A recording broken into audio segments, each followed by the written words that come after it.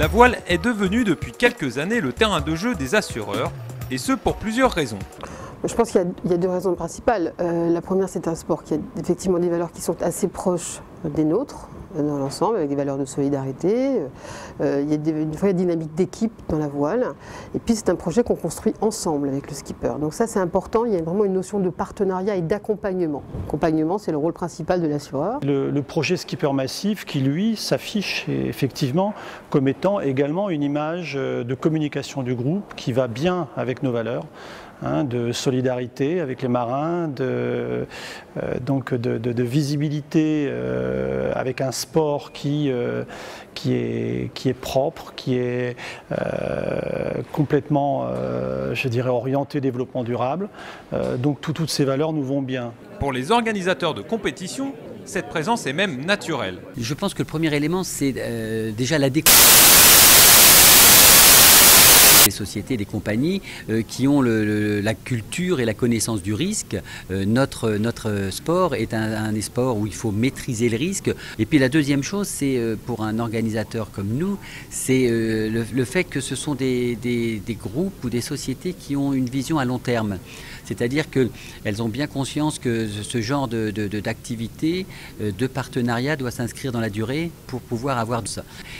Et puis le dernier point, si j'ose dire, qui est important pour des organisateurs comme nous, c'est que ce sont des groupes qui savent se donner les moyens pour avoir une politique de communication qui soit bien pensée.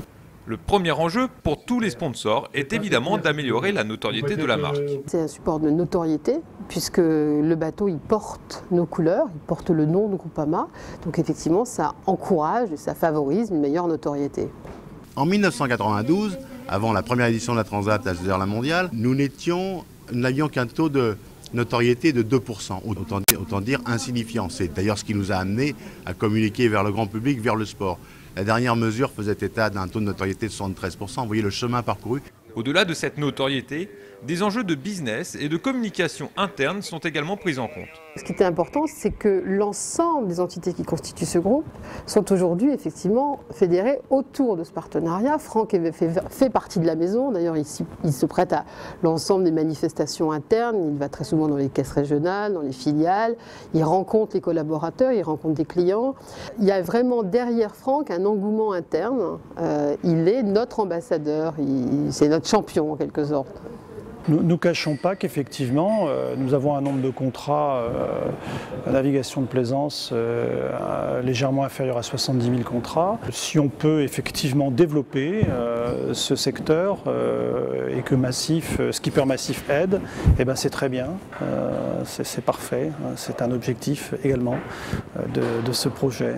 Et selon les stratégies, les investissements varient fortement. En face des 900 000 € d'investis, nous avions un équivalent d'achat d'espace publicitaire de 11 millions d'euros. En fait, ce partenariat aujourd'hui, on y investit 10 millions d'euros par an. C'est environ 500 000 € de budget pour un programme Figaro.